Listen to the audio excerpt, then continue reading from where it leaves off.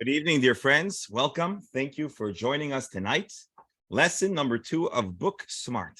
Tonight, since we've jumped onto Zoom, we are uniting the present, the virtual, and the future as we connect those in the room, those across the internet, and folks who signed up and asked for a recording, which will also be made available to everybody here in the room. We're going to be starting today lesson 2, where we're going to be discussing the most enigmatic and least understood facet of our tradition, the Midrash. If you want to open up, it's lesson 2, page 57, 58. You know, they talk about the man whose wife leaves a note when she goes off to work, and she writes, please go to the store and get a bottle of milk. And if they have eggs, get a dozen. She comes home, opens the refrigerator, and finds 12 bottles of milk. She says, what's going on over here? She screams at her husband, why is there all this milk? She says, what do you mean? They had eggs.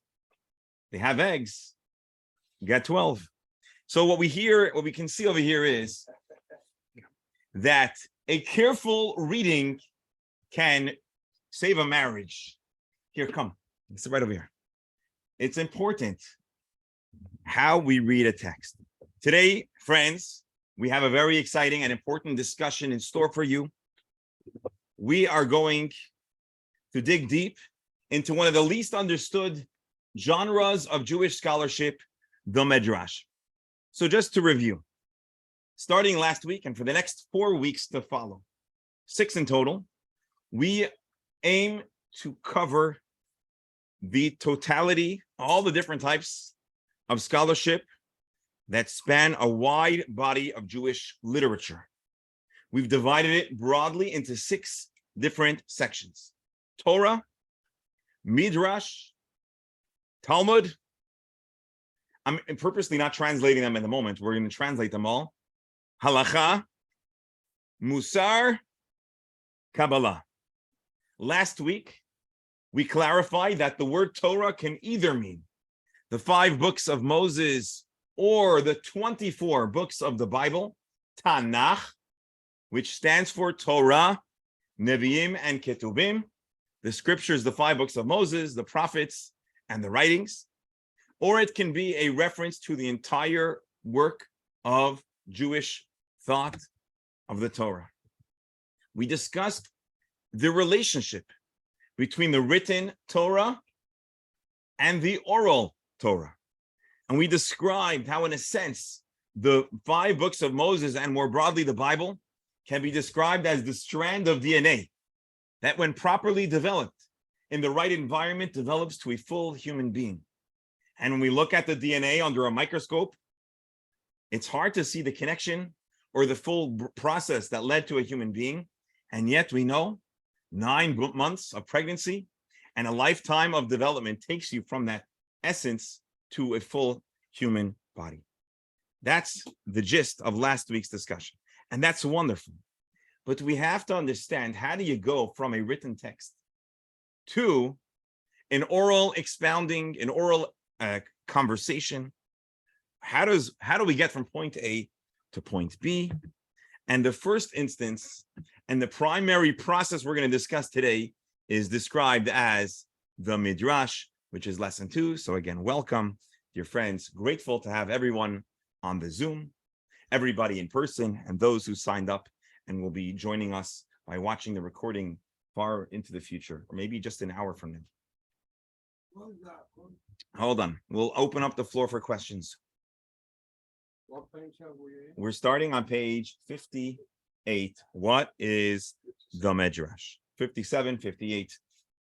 So we have some very important questions we need to resolve. Number 1, how does the oral Torah expand upon the written Torah? Who are the people that are empowered to do this process? And are there guidelines? Can anybody open the Bible and expound and make what we might call as a Midrash? And what are the authentic steps? These are important questions that we're going to discuss. So we're going to divide today's discussion really into 3 parts. Number one, the meaning or the definition of the Midrash. Number two, the books of the Midrash. And then we're going to actually do a, how do you call it? We're going to review the anatomy of a Midrash. We're going to each take a scalpel and we'll get a chance to dive in. Dr. Bressler, you'll fill me in. What word am I missing over here? Overview. He's asking you what meant. Anyways, it's a wonderful class. I'm glad you're on board. Glad you're here for the right. So I just want you to take a look for a moment, and I'm going to hide. Lynn, don't get nervous. I'm going to hide everybody just so that you can see the screen, but have no fear.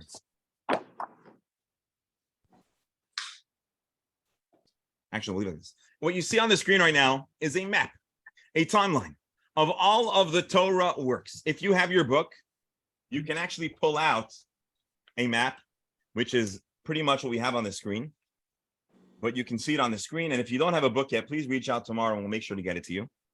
And you can see we have a map of in the left-hand corner. Lesson 1 is the Torah, the written texts.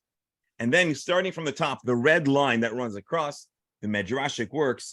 And that's going to be what we're going to discuss. You could put it aside, keep your map close by and handy. We'll be jumping into that a little in a moment. Here is a zoomed up screen, the major Midrashic works, and we'll be discussing them in a moment. So first, let's define the word Midrash. Do me a favor, by raise of hands only. Are you familiar with the word Midrash? Have you heard about the Midrash? Lynn, you're muted, but raise your hand. Yes, we have. Yeah, wonderful. So let's define, well, actually, you know what? Really briefly, I need like 1 or 2 words. What is the Midrash? You could speak out, just scream out, but I need 1 or 2 words, not long. Story. What is the Midrash? Stories, Story. okay? Anyone else? Interpretation. Okay, good. Anyone else? Interpretation of the Torah. Interpretation of the Torah, wonderful. Anyone else? Midrash, what does the word mean? Studies. To seek out, lidrosh, very good. 1 word on Midrash. Shlomo, can you do that? 1 word. Okay. All right, very good. Okay. So what is Midrash? Okay, Shlomo? Wonderful. Midrash, what is Midrash? Here is the question. Is Midrash a specific work, or is it a style and method of analysis? And of course, like we said last week, which one is it? 1 or 2? Both. So the answer really is that it is both. The Midrash is a specific genre of literature, but it is also a certain style of speaking.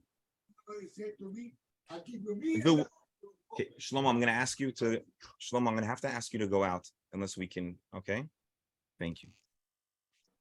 Midrash is similar to the word lidrosh, to seek, or a drasha. What is the English word for drasha? A sermon, a presentation, an exposition. So first of all, this tells us we're onto something big. We're talking about an oral development of a specific written text into vast ideas. And so here we have Midrash means exposition, or to seek out. So just as we said, the entire human being is encoded in a strand of DNA, the Midrashic teachings are the way we expand layers of meaning that are encoded in the words, in the verses of the written Torah, kind of like a computer chip. A small computer chip could contain a vast amount of information, or a DNA strand contains a vast amount of information and instructions for the entire human being. The Torah is the same, and the Midrash is the process of decoding those hidden, latent, encrypted data and information. And it's a process of extraction. Where do we see this? So if you'll join me really briefly on page 58, text 1, we have a verse from Jeremiah and the commentary of the Talmud. Let me see if I can share it on the screen, folks. Bear with me a moment. Here we go. Let's see if I can zoom in. There we go. You see that? No, let's do it a little. No. Let's see if we can get a little. What do you see on the screen? Exploding particles. Very good. Okay, good. Exploding particles. My words are like fire, says God, and like a hammer that shatters a rock. Powerful line. The Bible, my words are like fire that shatter a rock. The Talmud says, as a hammer explodes many particles, so does one verse of scripture diverge into many meanings. In other words, a single line of the Torah could spawn vast ideas. And as a matter of fact, one single verse of the Bible can create an entire Talmudic text. It's not the fact that when I went to Iraq, I saw him and I went around. Okay, Shlomo, not now. I'm sorry. Not now. So there's two types of Midrash. Midrash as a genre can be two things. It's the work that gives us the latent hidden information in the Bible that revolve around Jewish law. That's called halachic Midrash or Midrash halacha in Hebrew.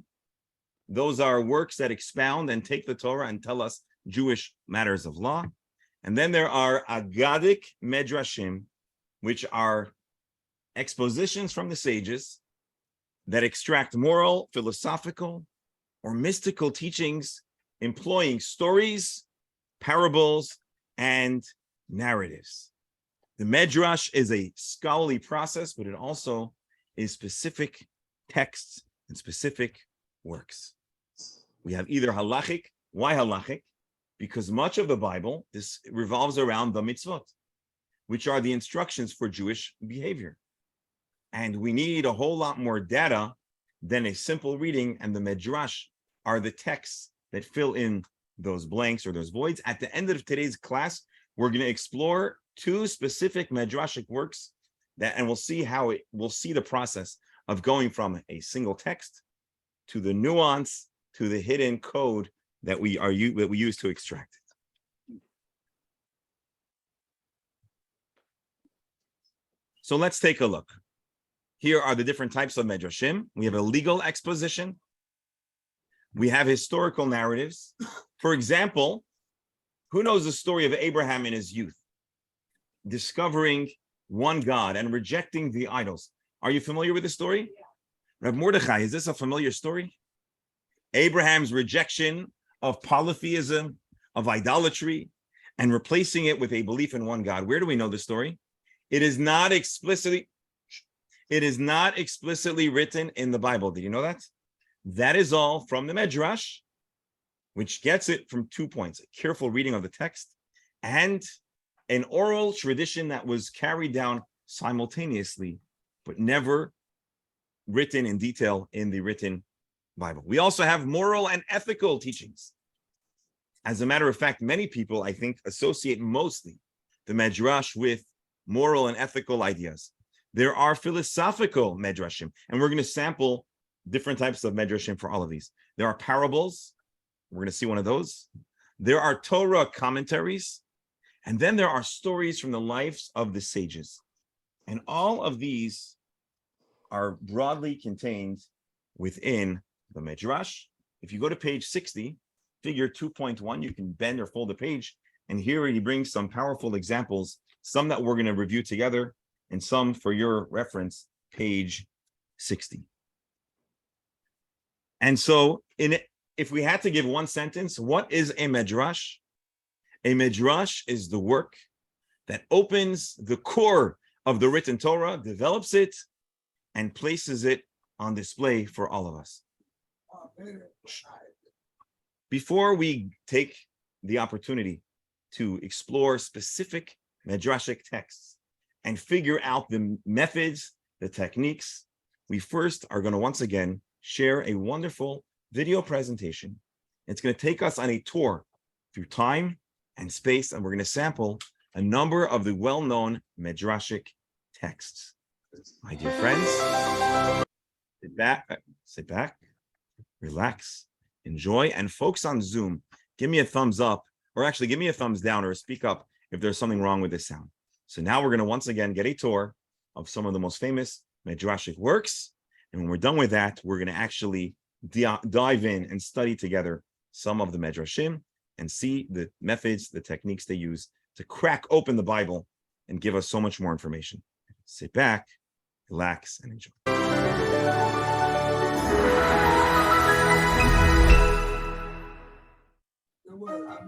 Welcome to the branch of Torah study known as Midrash. Midrash comes from the Hebrew verb drush, to seek out or expound. It refers to the effort to explore, explain, and expound on the Torah. It is also the title of an entire genre of literature generated by Mishnaic and Talmudic sages, the phenomenal Jewish scholars who lived roughly between 100 and 500 CE. Midrashic literature comes in two forms. One, halachic. These works document the intricate methods used to analyze the typically terse biblical texts containing the Torah's 613 commandments. The goal of a halachic midrash is to show how the detailed laws governing the practical observance of those commandments are derived. Two, agadic.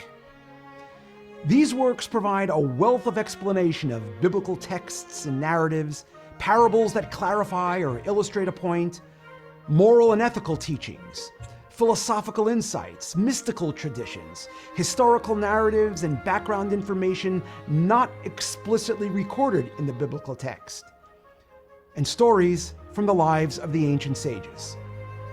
Much Midrashic material was lost in the upheavals of Jewish history, but the surviving works form a library of their own. Here are the major Midrashic works still in existence, including later era anthologies in chronological order. Pirkei Rabbi Eliezer explores the biblical events from the creation until the Jewish journey through the Sinai desert. It is attributed to one of the Mishnah's most prominent sages, Rabbi Eliezer ben Horkanus. Mechilta de Rabbi Yishmael preserves expositions on the book of Exodus that were taught in the academy of Rabbi Yishmael ben Elisha. Mechilta de Rashbi offers expositions on the book of Exodus from an alternative academy, that of the much beloved Rabbi Akiva. Its recording is attributed to his disciple, Rabbi Shimon Bar Yochai, the famous author of the mystical Zohar. Seder Olam, meaning world chronology, chronicles biblical and post-biblical history from creation until the 2nd century Bar Kokhba revolt against the Romans. It is attributed to Rabbi Yossi ben Chalafta of Sepphoris. Sifra provides key expositions on Leviticus, which focus on Kohanim, Jewish priests who served in the temple. The work is also called Torat Kohanim, the laws of the priests. Its partner volumes on the books of Numbers and Deuteronomy are known collectively as Sifri. The insights in these volumes were taught by the school of Rabbi Yehuda, a disciple of Rabbi Akiva. Maimonides identifies the Talmudic sage Rav as the compiler of Sifra and Sifri. Midrash Rabbah is a series of 10 separate works that provide textual expositions, historical narratives, and moral teachings structured as commentaries on the 5 books of Moses and the 5 scriptural scrolls: Song of Songs, Ruth, Esther, Lamentations, and Ecclesiastes. These anthologies were compiled between the 3rd and 12th centuries and record teachings of Talmudic sages from the land of Israel from the 3rd and 4th centuries. Midrash Tanchuma is a foundational book offering expositions on the 5 books of Moses. It is named after a 4th century author heavily quoted in the work, Rabbi Tanchuma. The Talmud is not an exclusively Midrashic work, but its legions of volumes include a vast treasury of halachic and agadic Midrashic material. Midrash Tehillim offers commentary on the book of Psalms.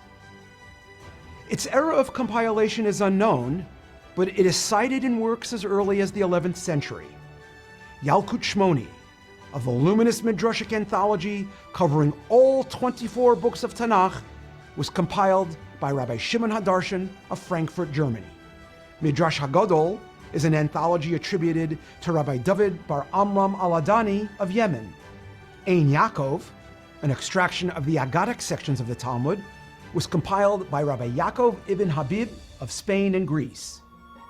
The sheer number of surviving Midrashic works spanning 15 centuries testifies to the Jewish scholars' remarkable commitment to identifying and expounding the wisdom and guidance contained in God's Torah.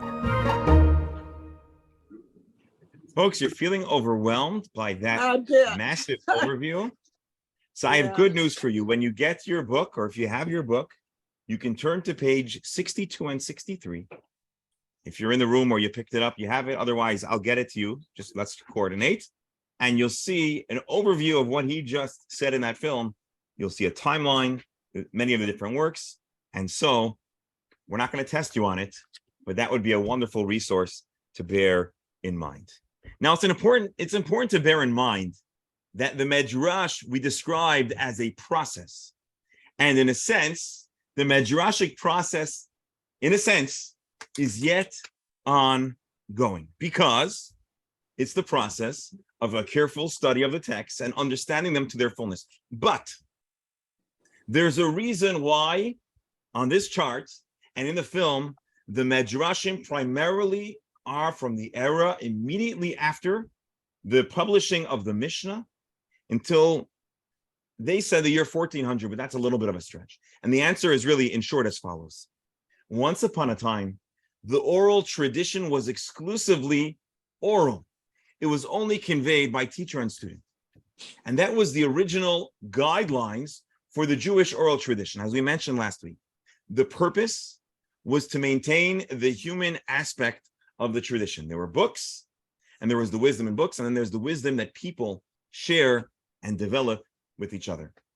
Once the Mishnah is composed, that represented a license to generally commit Jewish knowledge that had been conveyed orally for over 1,000 years to writing.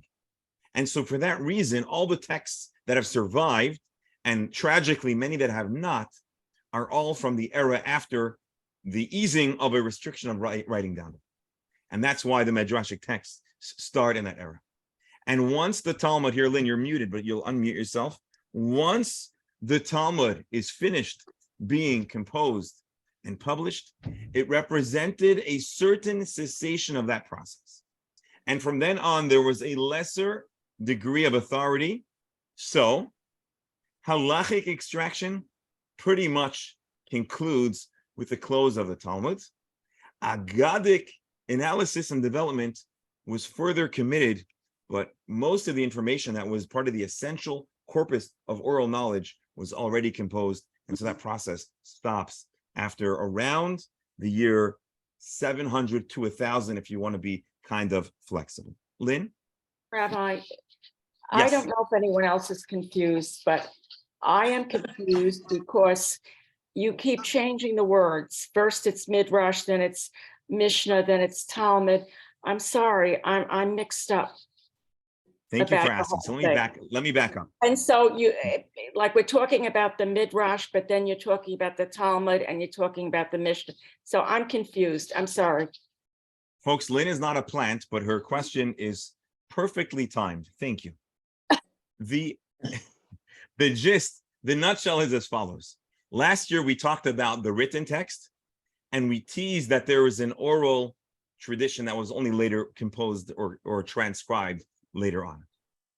The general name for the works that extract data and develop upon the biblical text from the oral tradition is described as Midrash, the process of expounding or elaborating.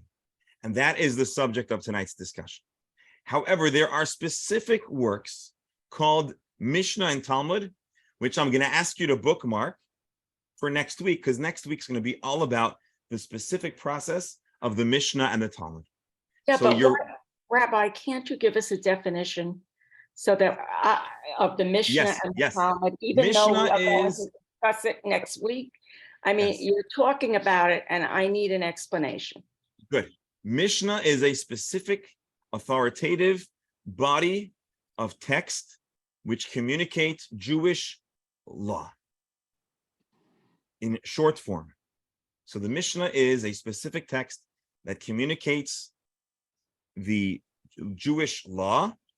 It was originally created and authored specifically to be an orally memorized text. There's a certain rhythm to it, a certain format. It's intentionally very shorthand. And then the Talmud is the work that elaborates on that shorthand text of Jewish law. And that's going to be the subject of next week's class. Today, we're talking about a broader, concurrent series of works that are called Midrash, that are works that expound, develop, and extract information from those texts. But it kind of, we're putting the Talmud on the side because it's a very, very large and specific work that deserves its own discussion. So for today, we're talking about a variety of works that are described as Midrash, and they are analysis and the expansion of biblical texts, filling out with more information. Now, the reason why it's not so clear is because we haven't yet sampled specific styles, which I think will give us some additional clarity. The Bresslers have raised their hands. I just want to say, go ahead, what? You don't want me to say? Just let's try to keep it brief and to the point, but please go ahead. I want to hear what. I just want to respond to something that Lynn said. It is, to me, who knows a little bit, but I think it's perfectly normal to be totally confused and just to say that when you see people studying all of their lives, they study Torah, they study each different topic. The Midrash is one thing they discuss, Tanakh, each thing, they go to yeshivas and they learn these things from the different topics all the time. Each one is a different class. So it's a tremendous amount of work. And that's why what people do. So what he's trying to explain is he's trying to take one piece of it, which is right now discussing Midrash, and giving that over to you. Don't be confused. There's so much to be confused about. Don't be confused. That's my opinion.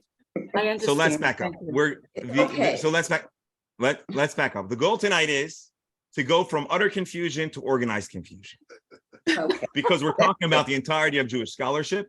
And today we're honing in on the Midrash. So let's now dive in to some more specifics of what the Midrash sounds like and feels like. And so here we go. So again, this is the map that you'll have in your book. You don't need to zoom in now, but these are a whole bunch of different works that all broadly fit into the genre of Midrash. They're expounding and analyzing and developing texts for all different kinds of information with different styles and times. We'll get back to that in a moment. And here is it for, again, just to recap what I said, but now we have some slides here. 1200 years following the revelation of Sinai, there were all these teachings and traditions and stories that were only preserved orally. Teacher to student, parent to child. During the Mishnaic era, when they begin to document and transcribe oral traditions, starting with Lynn, the Mishnah that you asked about, which is that specific corpus of law texts. So then they were transcribed, and for a certain period of time, all these other works are being written down, and they carry a great degree of weight because they represent the authoritative process of taking select, well-edited, well-cross-referenced texts, and they were transcribed. At a later point in time, scholars continue to write, but with lesser degree of authority. And again, to recap, the Midrash that we're about to discuss have literature that review parables, narratives, mysticism. So even the Zohar, which we're going to talk about in lesson 5, is really also part of the Midrashic text, which is a careful reading of the Bible's text to infer, to extract, and to expand additional information. The best way to really appreciate the Midrash, however, is to jump right into it. And so I'll ask you to turn your text to page 64, where we're going to actually experience a specific Midrash. say something, a couple of words. No, I'm sorry. No. The pet. Einstein went to Ben-Gurion and he told him, you got the atom bomb, the best in the world, I have no, don't kill, do them all. Not even one. All right. That's So what he said. the first type of Midrash, a Midrash that everybody knows about, is the story of Abraham's origin story. The origin story of Abraham being, okay, I don't have it actually. Okay, no, this is, I'm going to tell you this outside. The story of Abraham. Abraham as a young boy, his father develops and creates idols. One day he wanders in and his father says, oh, I have to go out. Would you care to mind and look after my shop, my idol shop? Mhm. The story goes that while Abraham is gone, he smashes all the idols. And then when his father comes back and says, what happened? He says, oh, what do you mean? I didn't do anything. The idols got into a fight because someone brought a gift and all the idols wanted their fair share. And the largest idol took an axe and he smashed all the other idols. You know what the funny thing is? This is not written into the Bible. But the Midrash gets it by a careful reading of the specific text that introduces us to Abraham. And again, I don't have that text for you, but it's all from the slightest text. But now let's look at an actual Midrash, page, Now I text, see what I text 2, don't know what. What? page 64. Okay.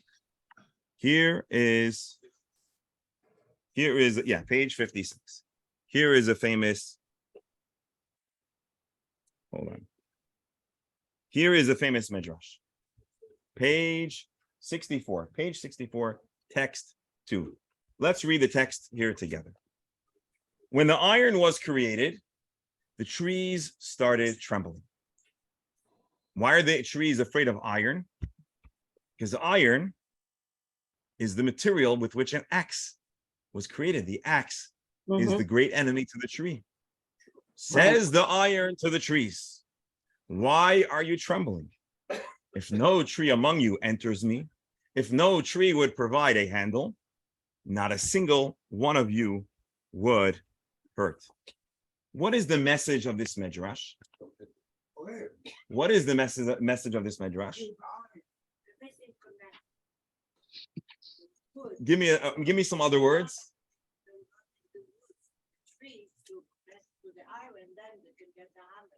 Yeah, so this is a Midrash that uses a parable to make an important point. Many times we are our own worst enemy. Mhm. This is both that many times we undermine ourselves the most, but this is also a commentary of the Jewish condition. Who many times are the people who cause the greatest harm to the Jewish people throughout history? Many times it's the Jewish people themselves. I was recently listening to a history podcast, and you know, they burned the Bible in Paris. Why did they burn the Bible in Paris? Because a Jew who converted out alleged that the Bible had anti-Christian themes, which it actually may have had. The idea is that many times we are our greatest, we undermine ourselves the very, very worst.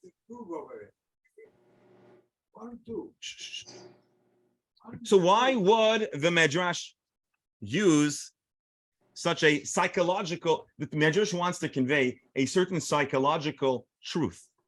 But why would the Midrash want to use a parable instead of using an original, instead of just telling it straight out? Many times people undermine themselves. So what do you think? Why would the Midrash use this kind of technique?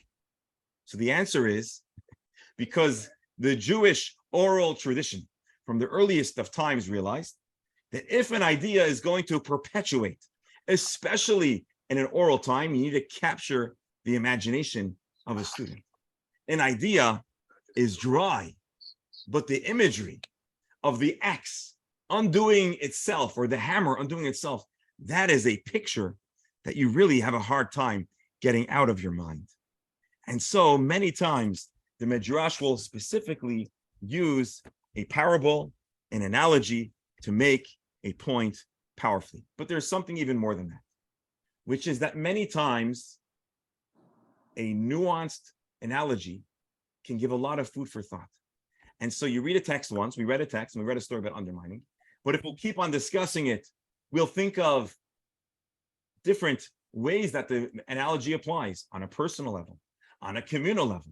Sometimes we undermine ourselves spiritually.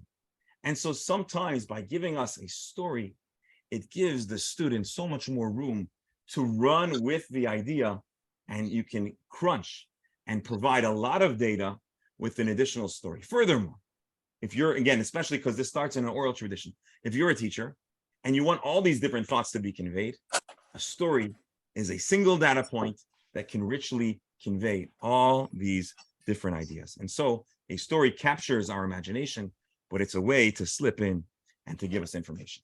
But the student or the scholars need to take the time to unpack that idea, which leads us to an even more profound and powerful point. The Balatanya, Rabbi Shneur Zalman asks, and this is the content of text 3 on page 65. He asks, why is it that the Torah uses this style of analogy and parable? And the answer is that many of the most esoteric wisdoms of the Torah are hidden in stories, analogies, and parables. Because sometimes a young student is not capable of appreciating the abstract idea that you want to convey. And so by simplifying it, by giving a story, you can put the flash drive, you can plant the seed in the student's mind. And when they become more conditioned to abstract thinking, they can then revisit that same story and hopefully uncover many other teachings. And so for that reason, much of the Midrash that we study are stories that are kind of hard to wrap our mind around. And they are intentional vehicles to convey great depth and great mysticism. Which brings us to another wild Midrash that I want to study together. And here we go, page 66. Read the Bible. God said, let us make human. God said, who is God talking to? Didn't God create everything? Wasn't the world null and void? Wasn't there a deep, dark void of nothingness before God creates the world? Does the Bible really mean to suggest there was some council of elders or angels or any other created being along with God? With the Melachim? Hold on. Where did the Melachim, where did the angels come from? Where did angels come from? God created angels. Mm-hmm. When did God create angels? When he initiated the creation of the universe. Before the creation of the universe. So are they saying here that God, is that the answer, that God consulted the angels? So that's one of the answers, but here we're going to explore a fascinating, let's take a look. So here is text 66. That's going to be the point here. God is consulting angels, but we don't really mean angels here. We really mean existing values and the conflict of different values. Let's take a look. Said Rabbi Simon, when God came to create the first human being, the angels formed different factions, different parties. Some said the human being should not be created, while others said the human being should be created. Each team, each perspective quotes the Bible, which we really mean are quoting certain godly truths. One said, it's written, kindness and truth encountered each other, righteousness and peace abutted. There is a conflict between kindness and truth, between righteousness and peace. What does that mean? Righteousness said, create them. Humans are going to do good things. The value of good deeds says human beings are going to do nice things. But truth said, don't create them. Human beings are full of lies. Righteousness said, right people, there's a lot of falsehood. Create them, they do good deeds. Peace said, humans? Do you know a thing or two about humans? You know what humans do? They just fight. Humans fight. So God has, so to speak, these different voices. Now, again, does God need angels to give him an opinion? No.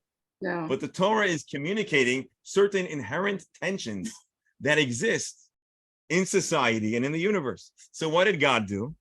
He took truth and he hurled it to the ground. And thus is written, you cast truth to the ground. Said the ministering angels to God, Master of the universe, why did you insult your signet? May truth, so God says, may truth rise up from the earth. As it is written, truth sprout forth from the earth. Have you ever read such a weird, obscure, confusing text? Truth, righteousness, conversations. God is throwing truth on the earth. What's going on over here? Any thoughts? Any I thoughts? heard it was the royal we, basically that God was like a king who just says, we, or a queen that says, instead of we are going to do this. Let us make man. So I heard. Okay, good. That it's the royal we, basically. I don't know. Okay, so then what's this whole thing about truth and righteousness? What do you think? It's a different Anyone have aspect. any thoughts? It's the same God. Okay, good. Anyone else?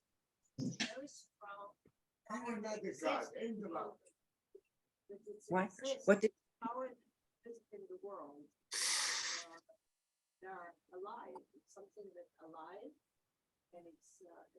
I don't hear I her. don't hear either. Okay, I think what look for what? Oh, okay. So we got another idea.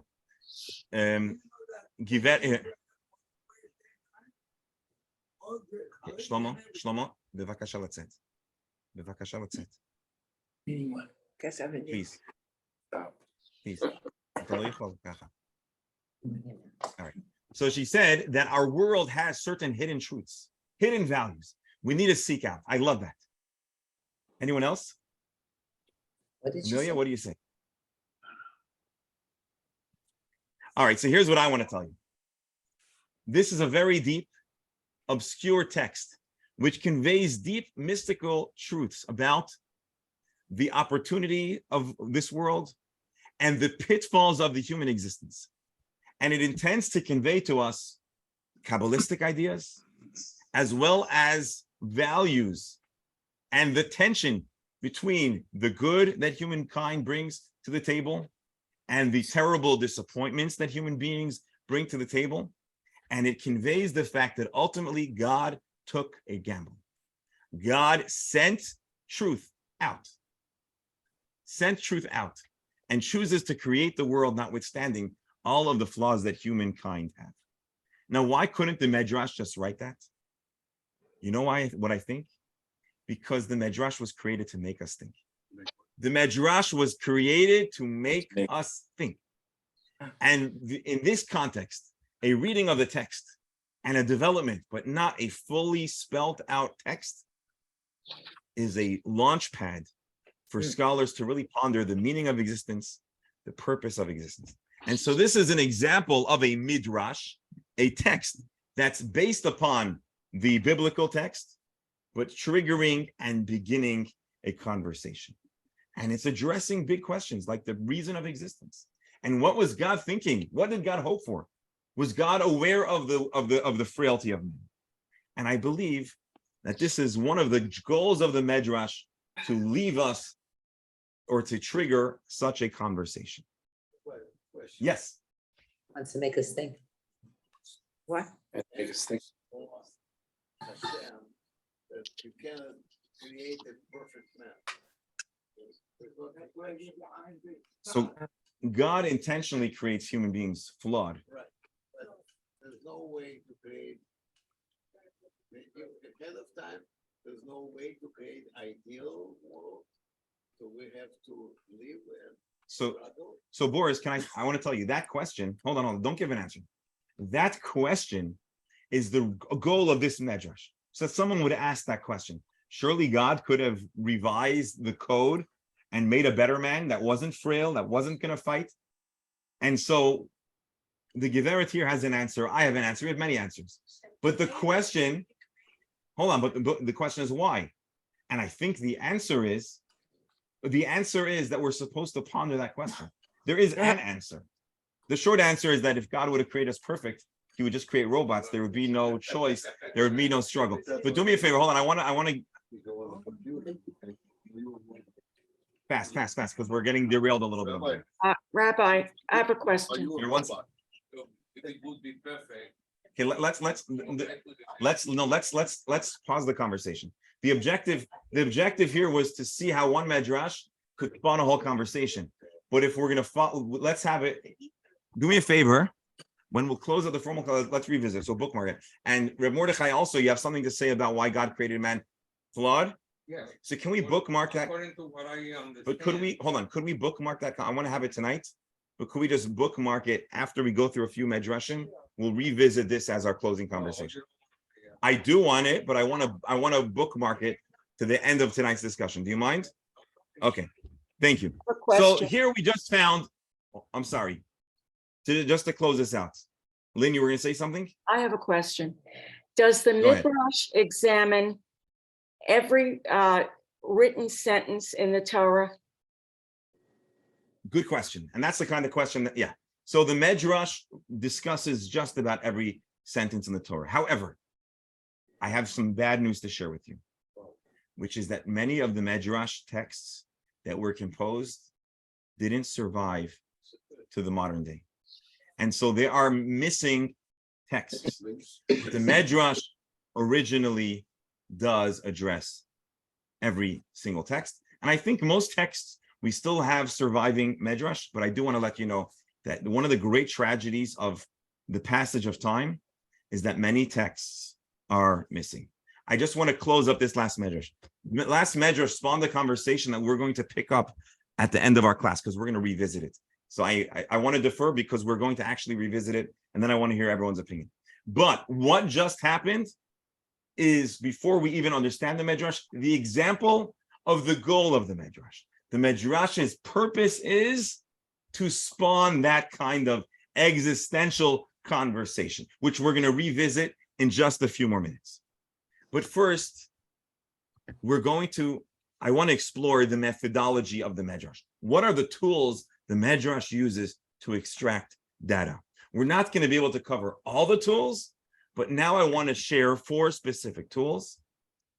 And then we're going to revisit the Midrash that we're skipping. So don't go anywhere and try to hold the thoughts so we can revisit. So what are the tools? So the Midrash, particularly in the discussion of Jewish law, there are specific formula, and we're going to see them in a moment. Please join me, page 68. 68. Text 5. This is actually the Torah portion that we're going to read, not this Shabbat, but the next Shabbat. So not this Friday, Saturday, the Saturday that follows. We're going to read as this. These are the laws you shall place before them. God tells Moses to place laws before them. The Midrash says, quotes Rabbi Yishmael, saying, these are the 13 methods by which the Torah is expounded, which were given to Moses at Sinai. So the verse, these are the laws, is a reference to 13 methods of extracting data from a verse in the Torah. In my language, there are decoders. There's a formula to read the Bible. It's kind of like we have a software where we plug in the hard drive and we can open up all that data. And today we're going to discuss the first 4 of them, and we're going to have it. So long story short, God gave on Mount Sinai the 5 books of Moses. In the 5 books of Moses, there are many laws, such as keep the Shabbat and make it holy. And we're going to see some others. But it's very short. How do we know all the details? How do we know all the specifics of Shabbat? How do we know, let's say, the mezuzah on the door? How do you know all the specifics of the mezuzah? The answer is that there are codes or decoders. There are ways to extract all the details from a very short form line. 4 of them you can see here on the screen, or you can see it in your book if you would like. Page 69. We're going to go through them one at a time. So method number, I'm sorry. And so what are these methods? These methods are ways to open a Bible, read a very shorthand verse, and understand additional information. Some of these tools are available for anyone to use. Some of them were given specific instances, and we no longer can use them to create our own new information. But let's take a look. Number one. No, please. No. Kal vechomer. This is logical deduction. What does that mean? So let's take a look. Page 70, the story of Joseph. Lynn, I don't know, do you remember the story of Joseph and his brothers? Mhm. Joseph is sold as a slave. He becomes the king. His brothers come to Joseph when he is a king, not knowing it's Joseph, to buy grain, and Joseph pranks them. How does he prank them? First, they come to buy grain, and he returns the money they spent. Then, the second time they come, Joseph makes matters worse. He takes an item that was exclusively Joseph's, and he hides it in one of the brothers' bags and accuses them of theft. That is the story. And then not long after that, Joseph actually reveals his identity, and they live happily ever after. But think about the moment that Joseph's brothers are accused of stealing his goblet. They're accused, but they don't accept the accusation. They fight back. And let's take a look at the logic they used to fight back. It's text 6. I'm going to try to share it on the screen for those that don't have the book yet. And again, I hope you'll reach out to me this week so we can get it to you. And thank you for your indulgence. Don't get dizzy, please. I'm getting vertigo doing this, but please bear with me. We're almost there. Here we go. The brothers are accused of stealing Joseph's goblet. And here is the argument they make. Is it too small, or can you see the text on the screen? We could see it. Okay. Behold, the money we found in our bags, we returned to you from the land of Canaan. How then would we steal gold or silver from the house of your master? They said, we're so honest, we traveled across the world to return the money that's not ours. Do you think we would steal from you while we're on our mission to return the money? They're using a logical technique in Hebrew called kal v'chomer. In Latin, and I might be pronouncing this wrong, Dr. Bressler, I hope you fill me in, a fortiori argument or fortiori logic, comparing a more probable scenario to a less probable scenario. If we were willing to run across the world to return your money, the logic, we could deduce that we're probably not thieves, or you should have deduced that we're not thieves. We're so honest, we were willing to travel across the country to return $1 million. What are the odds that we'd steal $1,000? That is the logic that the brothers used to Pharaoh. But to they Joseph. weren't initially honest. They weren't honest in the beginning. In what way? They didn't express. In what way were they dishonest? Well, didn't they kidnap Joseph? So they did a bad thing. Didn't they do But a bad right? In this micro context, they proved to be entirely honest, or at the very least, they didn't know that Joseph knows that they had skeletons in their closet. But at this point, they were very honest people. This terminology, kal v'chomer, literally means lenient and severe. If in a more lenient scenario where we had a lot more money and it was hidden in our bags and we were willing to return it, we're so honest, obviously we're not going to steal something. Now, how does this apply to Jewish law? So if I could have your attention for another, let's look on the screen. Kal v'chomer. If the brothers returned money found, it's like if the guy returns, if the store gives you more change and you return it, where you could have gotten away with it, you're probably not the kind of person who's going to steal a bag of chips and put it in your pocket. That's the logic they used. And this very logic is used in expounding verses in the Bible. Roadside assistance. Did you know the Bible mandates roadside assistance? Page 71, verse 7. We're going to see a biblical verse, and we're going to see the way the Midrash extracts data.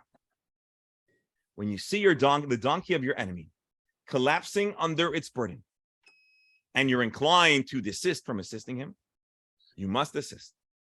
The Bible says, your friend, your enemy, you hate him. His donkey is under the weight. The donkey cannot stand. You must help your enemy get his donkey some relief.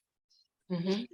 So it's a very nice humanitarian, kind text. But something very strange over here. What's the first thing that catches your attention in this text? That you have to help an animal that's burdened by too much weight. What catches your attention? Your enemy. Why are you helping your enemy? And what about your friend? Are you allowed to help your friend, or do you have to only help your enemy? Are you? Oh, Kal v'chomer. So here, very good. The Geveret got it. So the Torah, the Midrash uses Kal v'chomer, lenient and severe. If you have to help someone who you hate their guts and who's probably hurt you, of course you have to help your friend.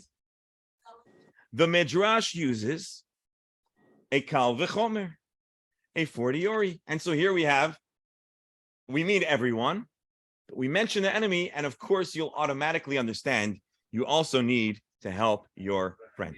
So wait. We're getting this step by step. So now let me ask you a question. Why do we need to talk about the enemy? Talk about everyone. So I think that's what Reb Shmuel is going to say. The Talmud says, so why mention the enemy? Because what if you have a friend and an enemy? Who do you help first? Because you're inclined, you would think you have to help your friend. So the Torah specifically puts the enemy, because you'd be inclined to help your friend and avoid your enemy. The Talmud says, the Midrash, that's the Midrashic exposition says, you have to help your friend first because it's about character development. Character development. And so therefore, one line has all these added factors, but you have to read it carefully. If the law applies to your enemy, it certainly applies to your friend. But, or rather, when one's friend and enemy need assistance, you cannot place your friend before your enemy because the law specifically describes your enemy. Your enemy. You cannot avoid them. That's the source law. No. But now we have one more point. The verse, let's go back. Oh, I know some of you don't have the text. Let's go back to the verse for a moment. Look at this Hebrew, or I'll show you in the English. Azov, tazov, imo. Assist, you must assist. Why does it write the word assist twice? It seems extra, unnecessary. Why does it say azov, tazov? Are you ready for this? Now we got to go to verse 9. Here's why. And this is another Midrashic formula. If you unloaded, and our friend Shmuel, I think he studied this Talmud already. If one unloaded and reloaded, and then the animal collapsed again, and so he unloaded and reloaded, even 4 or 5 times, help. You got to help many times. Now the Torah could have written, if your friend animal collapses once and twice and 3 times, then you got to help him. But the Torah's objective is to use shorthand to give us a lot of information. So it uses this repetitious language, azov, tazov, assist, to tell you that you need to assist many times. But there's a big exception. Why does it say imo, with him? If the owner's animal walks away and says, you've got a mitzvah, I'm going to watch while you tend to my business. In that case, you don't have to help. If your friend's not willing to help themselves, you don't need to help them. Which another way of phrasing the well-known phrase is, you got to help those who are first willing to help themselves. I know it's a little bit of a different saying. But so here we have one little sentence describing the commandment to help your animal, but so much more information that we might have not come up with. But once we have the decoding tools, we've inferred so much information. What have we inferred so far? Well, number one, you got to do it a number of times because of the extra text. The extra text teaches us, here just to see it on the screen, we just said this outside, assist, you must assist him. Why the additional word? To teach us that you have to help many times, but only if the owner is going to also be involved. If the owner walks away, well, then you are off the hook. So maybe if your friend's donkey collapses, you should hope that he runs away, because then you'll get you get a free pass. So this is one example What of a about the single donkey? verse in the Bible. Lynn, go ahead. But what about the donkey? You're not the- thinking about saying the the poor- donkey, the poor animal. If the owner walks off and you don't help the donkey. So I'll tell you, I then was that's a thinking that. I'll tell you what I problem. was. That's an issue. I'll tell you. No, I was thinking about that. I'll tell you what it is. I'm sorry. If we, The poor donkey. no. So Lynn, this is Lynn's Midrash. So you're adding to the conversation. So let's think this through. If you're obligated to help your friend's animal, even in the absence of your friend, what are we doing? We're incentivizing this dysfunction. But by saying that the owner has to also be involved, we're doubly assuring that the animal is going to be cared for. Because now there's going to be two people tending to it. Again, think about it. If the owner could walk away, But if the owner. so then walks- if the owner walks away, you can stop. Yeah, but What that then- really accomplishes is the owner can't walk away. Because if the owner walks away, he's not going to have any help. So we're motivating the animal to get faster assistance. But the only way to do it is by to put in a clause that mandates the owner's participation in his own help. So the objective is not that the animal should be stranded. The objective is to ensure that the owner isn't a user and abuser. The owner has to be a party to his own assistance. He is an Reb abuser. Mordechai? Any thoughts about helping animals? Yeah, Donkey will give him grass. What do you say? And another Look at leave hour, the donkey. no, somebody's talking. I didn't Me? give it to him. Try, he said, Okay. "Try to go with." Somebody saying something? No. Oh, so Reb Mordechai, I just want to make sure I understand. You're saying this is a mitzvah that is actually a dual compassion. Only me, bro. It's compassion for the owner who's responsible to the animal, and it's an added layer of call it legislation or Jewish law that mandates the assistance of animals in trouble as well. Yes, Folks, don't but- worry, Yeah. we're one medrash away from getting back to our original conversation. Irma, What I want to say is what Lynn said. Right. The animal is in trouble because there's too much stuff on the animal. They're not going to solve that problem unless they relieve the animal of some of the things that he's carrying. That's what Lynn is trying to tell you. It's Right, too so hard if on- the Irma, the if the owner- owner walks That's not what- away, then you're saying that the other person doesn't have to remove the baggage from the donkey. Well, that leaves the donkey in trouble. I know. but really it's what just- we're saying is the owner can't walk away. That's really what we're saying. The owner cannot walk away. Okay, Because if the owner walks away, no one's going to give him a hand, and then he's going to be in trouble. So we're creating. But they're not saying that. so here's another thing. Maybe somebody's speaking now in the class. Yeah. Yeah. Okay. So I'm confusing me. actually, if he, me?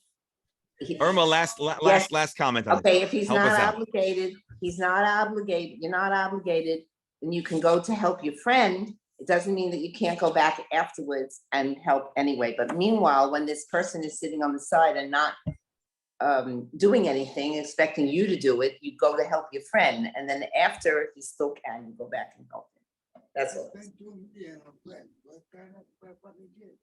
All right, very good. Thank you. So again, it's a good question. I believe the regulation that says that the owner must be involved facilitates a more rapid relief to the animal.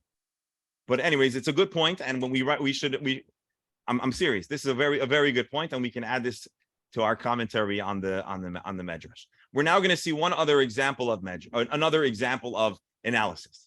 And this is a little more esoteric, and it's called Gezerah Shava, or association. Meaning, there are certain words that, in addition to their literal meaning, we can infer a deeper message based on that word's use in another context. So, in other words, if we use the same language in two different stories, we can infer data. I think we'll understand this best by jumping right into the example. In the prayer of the Shema, there is, hold on, let's share the screen again. In the prayer of the Shema, see, set these words of mine upon your hearts, upon your souls, bind them as a sign on your hand. This is a little bit of a obscure, challenging text. Set the words on your heart, on your soul, bind them on your hands, and as phylacteries between your eyes. Teach them to your children. Speak of them when you sit in your home, when you travel on the way, when you lie down, when you raise up. Write them on the doorposts of your homes and your gates. Does this sound familiar? Passover. So we're discussing here a number of Jewish rituals, including studying the Bible. Set these words on your heart, bind them on your hand and your eyes. That's the tefillin. The mitzvah of education, educating the next generation, and the Shema, and mezuzah. Five mitzvah. Sure. The mezuzah, the tefillin, education, to recite the Shema. Okay, this is a well-known passage, but it's somewhat elusive. How do you wear the tefillin? So this is a Jewish men wear something called tefillin. And we have two pictures of the tefillin, the one on the left and the one on the right. Which one depicts the appropriate method of wearing tefillin? The one on the right. The one on the right. This one over here. Mhm. But how do we know that? The verse says, set them on between your eyes. Isn't this more accurately depicting a picture of between your eyes? So why do we say that the tefillin are worn like this? We infer this from text 11, or we explain this on text 11. Let me see if we can get on the screen. So I'm going to share the screen again. Here is the Midrash, the Rabbi Yishmael.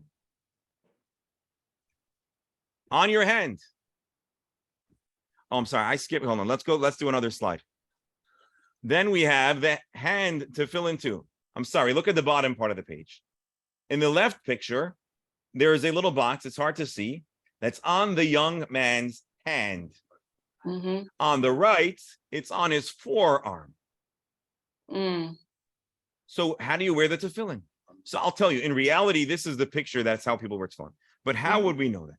So for that, we got to look at text number 8 here.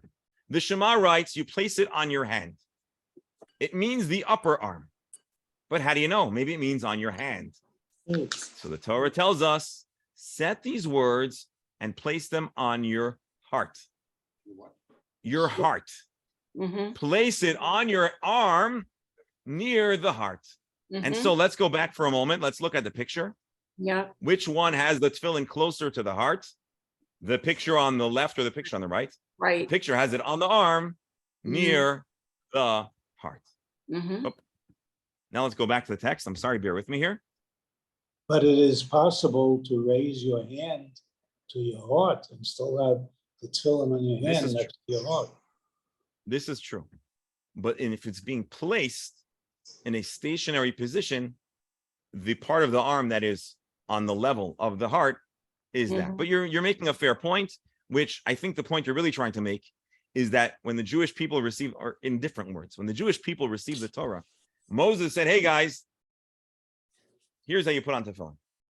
So they knew already how to put on tefillin. But they found evidence to the appropriate positioning within the text itself. Okay, I want to go through this fast because I want to get back to our big discussion about the purpose of existence and flawed humans. So I want to get, this is halacha. How do I know which? Just from, yeah. We're gonna get there in a moment. Between your eyes, this looks more naturally like between your eyes. So how do we know that it should be up here? Correct. So let's take a look. The text is going to discuss that too. On your hand, how do I know it's the left hand? You say maybe it's the right. So it's because we use an association. The verse writes, bind them. And the very next verse says right. And so we can compare one verse to its neighboring verse, just as writing is done by a right-handed person on the right hand. Similarly, you should use your hand to attach the tefillin to your arm. So if you're attaching it with your right hand, it has to be on your left arm. Using another type of... And they're a left-handed people. And if you're a left-handed person, you actually put it on your right arm. Okay. So basically, you use your writing hand, your dominant hand, to attach the tefillin to the opposite side.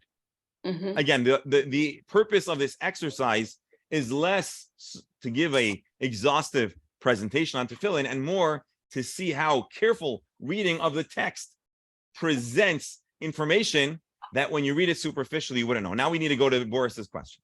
Between your eyes, where are your eyes? Is it on top of your head, which is the way it is done? Maybe it means literally between your eyes. So the Torah therefore teaches us a verse that says like this: you are children to the Lord your God. Don't gash yourself. Don't make baldness between your eyes. There is a verse that describes not tearing out your hair in grief, and it says the words between your eyes. Most people don't have a lot of hair between their eyes, but you do have a lot of hair where your hair grows. Mhm. And so therefore the the Midrash says, so just as the prohibition of tearing out hair means on the top of the head where the hair is growing, we use this common language to infer in the method of the Midrash to understand that the tefillin is to be placed at the top of the head. So this was an example Yes. where these formulas of association are used to infer from a very short text many, many details of how to wear the tefillin. Mhm. Based on association. So we have 3 laws here. Well, actually, I went through this fast, but let's go through this again. There's the association method, which I just described, adjacent text. The verse that talks about tefillin mentions the heart. From here, we understand that the tefillin should be near the heart. The verse that talks about tefillin is immediately followed by mezuzah. So just as the mezuzah is a written text with your right hand, if you're right-handed, or your left-handed, if you're left-handed. So from there, we infer, that the tefillin is affixed by your dominant writing hand. The last one, which we just said, between your eyes, the statement of between your eyes is used in 2 contexts with a very precise language. So just as the mitzvah that talks about how to not tear out your hair in grief, we understand that the tefillin too should be in that same site. Mhm. Now we're going to revisit the very last method here. Something very interesting, and I'm sure it's bothered you. If you look into a Torah scroll, and we're coming back to what is in a Torah scroll? Or better yet, what is not in a Torah scroll? Lynn. Well, what's in a Torah scroll are the 5 books of Moses. Very good. And how are the 5 books of Moses composed? Letters? Would you say? Letters. Do you know what's not in the Hebrew Bible, in the Torah text? Vowels. Vowels. The Hebrew, very good. The Hebrew language, the letters are the consonants and the vowels are external. Let me see if they give us a nice picture. Mhm. Oh, Ezra asks a good question. Why is it that the Bible does not include the vowels? It makes it very challenging to read. If you've ever met a bar mitzvah boy or a bat mitzvah girl who's learning how to read the Torah in the original text, do you know how much time it takes to study, to memorize the vowels? And then you know what else they need to memorize? You know what else you need to memorize? The tunes. You know how hard it is to memorize those things? Wouldn't it be nice if we could put the cantillations and the vowels into the Bible? Mordechai, you understand it would be bad for rabbi business because we get to charge how many sessions to teach a kid how to read the Torah? If they put the vowels in the book, they would cut down our hours. But let's be honest, that's not the reason why the Torah appears as it is. Oh, very good. So let's take a look. Every word and sentence in the Torah can technically be read in multiple methods. Oh, you're going to love this, I think. I'm sorry, Mordechai? We are on page 76. I'm going to share this. 76. I know something about 76. Go back to 76. Take a look. Picture, what do you see on the left side of the page? What's that a picture of? Panda. A cute panda who eats, shoots, and leaves. Yeah. What do you see on the right side of the page? Eats. Somebody shoots, somebody, and leaves. right. So which one is it? Eats, shoots, and leaves. Let me show you something. If you have consonants, vowels, and punctuation, you have eats, shoots, and leaves. If you don't have punctuation, you have eat, shoots, and leaves. What if you don't have any vowels? You're gonna have a very hard time. You see what I highlighted over here? Try figuring out what that says. No vowels. Oh, Does it say it's? We could read it in so many different. So our initial impression is that it would be a mistake to read a text incorrectly. So we need the vowels. But here we're going to get a fascinating insight from a rabbi called Rabbi David Ibn Zim. He asks Ezra's question and all of our questions. You asked, why are the vowel marks not written in the Torah scroll? Right. Isn't the original vowels part of the story that was given for Moses on Mount Sinai? When Moses read the Torah, he read it in a specific way that conveyed a specific story. And also, we should attach cantillation marks so the reader reads smoothly without error. He doesn't talk about bar mitzvah boys, but I'm thinking about bar mitzvah boys. Indeed, the cantillation mark sometimes will explicate the meaning of the text because the tune is not just a tune. It's like a punctuation. Answer: letters without vowels and the punctuation have numerous meanings, various possible compositions, even contrary readings. Every letter contains facets within facets, mysteries within mysteries. If there were vowels, it would have one finite, concrete definition and would not leave room for the imagination and for all of the possibilities. In the words of here, every word and sentence in the Torah can be read in multiple ways, and each way, even the wrong way, gives us certain hidden, mystical messages. So why are there no cantillations or vowels?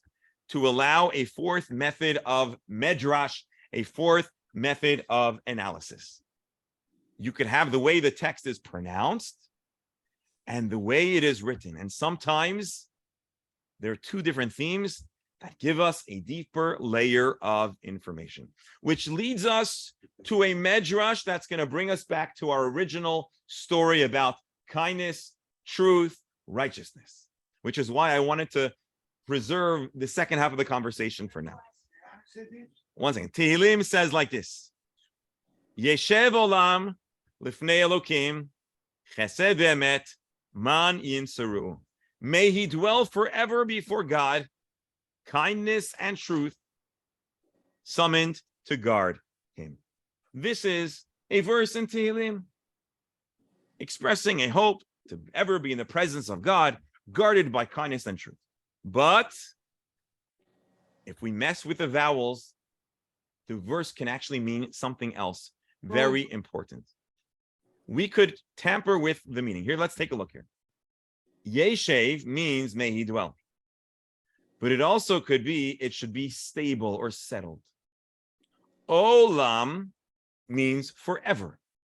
But olam also means the world. Man means summoned, But it could also be a question. Man, who will? Right? Yinseruhu, we had in this week's parsha. Guard him can also mean keep it. Let's cut to the chase. An alternate translation could be, may our world be settled before God. Who will keep kindness and truth? It's a plea by King David for fairness.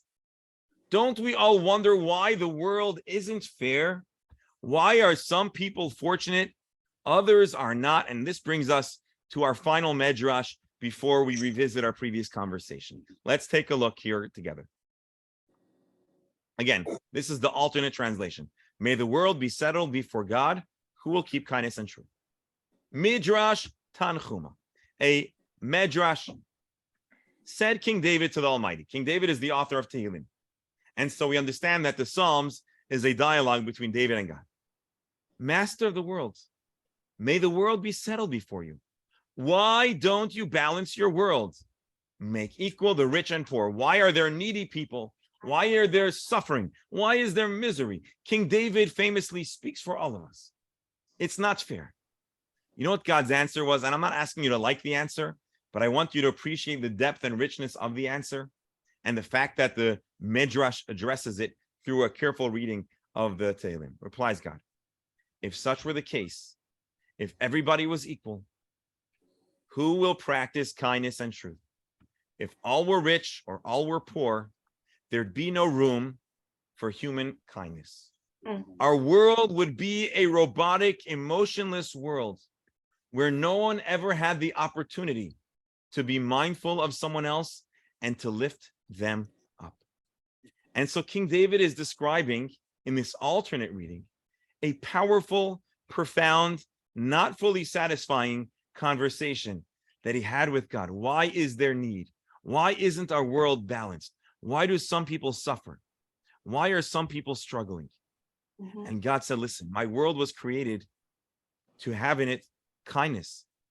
And unfortunately, for the best of human goodness to come forth, there has to be a circle of fortune, sometimes up, sometimes down, providing everyone or every family the opportunity to be both on the giving and the receiving end, providing everybody the opportunity to tap into a deep set sense of kindness.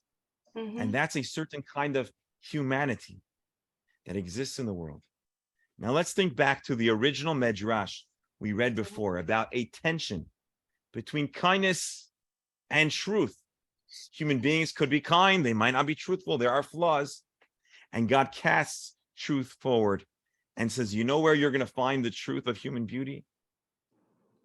When people express the kindness in a complex and tormented world. And sometimes the greatest beauty comes from imperfection.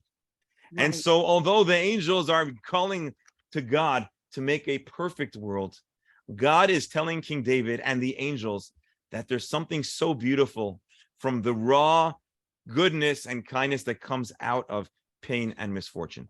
And I'm thinking, and I probably shouldn't even say this, but I saw headlines. We all know what happened terribly. It's heart-wrenching. We see images out of Turkey.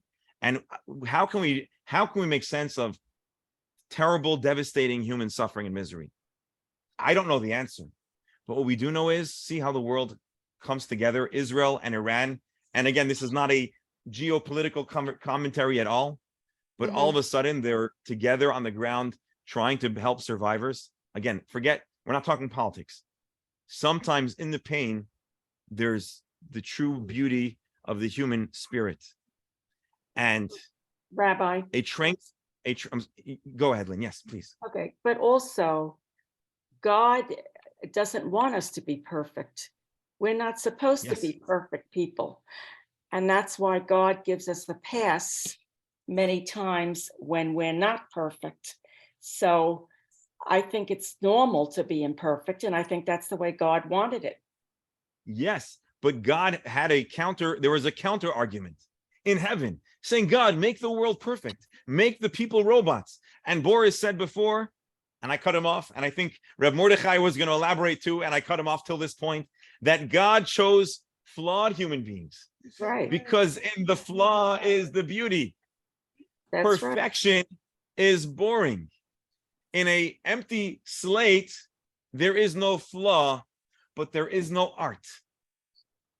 So if God would have heeded the voices that say, let the whole world be true, let it be perfect, let it be without flaw, there is no art. The art is missing. The frame is empty. And so Boris asked, why does God create us flawed? And the Midrash here is weighing in here at the end of our conversation that God wanted something even more beautiful than truth, than precision, than perfection. And that's the goodness that comes from humans responding in a messy world. God wants true kindness and righteousness. Human spirit that prevails and rises above the mess over truth and peace. A perfect world would be amazing, but that perfection has to be man-made. We need to collectively overcome and make the world better. If it was always perfect, it would be boring. And the purpose of life is greater heights. Truth has to sprout from the ground. This is a truth that is deeper and more enduring and meaningful. A truth that springs forth. I want to recap, and then I want to open the floor and continue this conversation. Let me give a fast summary. Our written Torah, our text, the Bible, has a lot of text, but it's really not a lot compared to all the essential information God seeks to impart and Jewish scholarship seeks to impart to the world. All the extra additional information, the wisdom, the thoughtfulness, the Jewish law, ethics, history, philosophy, all of that is shorthand in the Bible, extracted and developed in what we call the Midrash, the process of schlepping out and building upon a short code.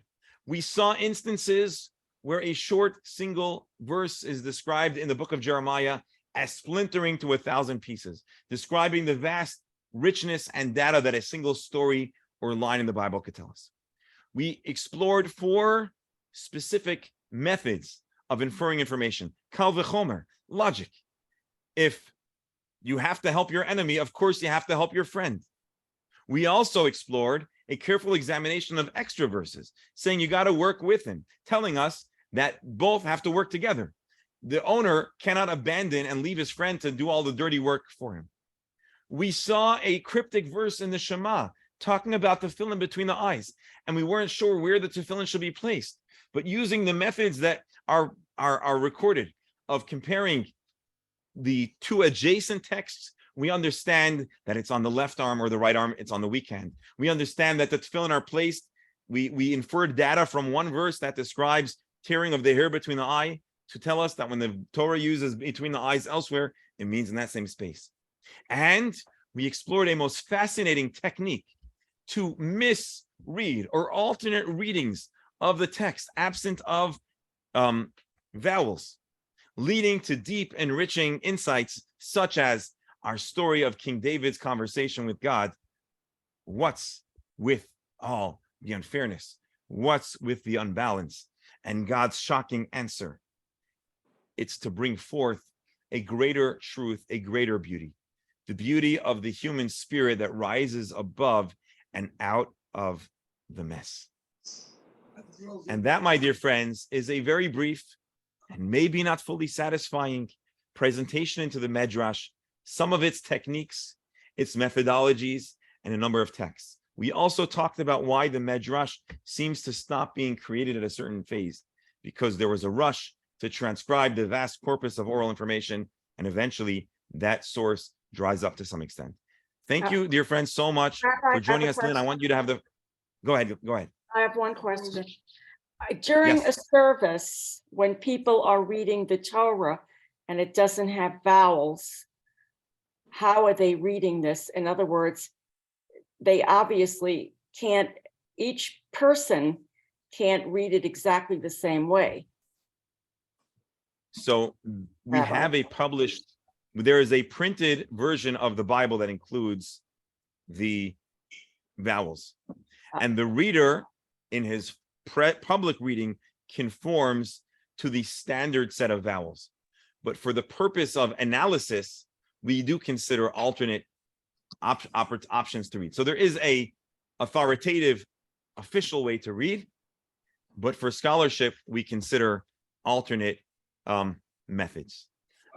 My dear friends, I'm going to open the floor. We have so much more to discuss.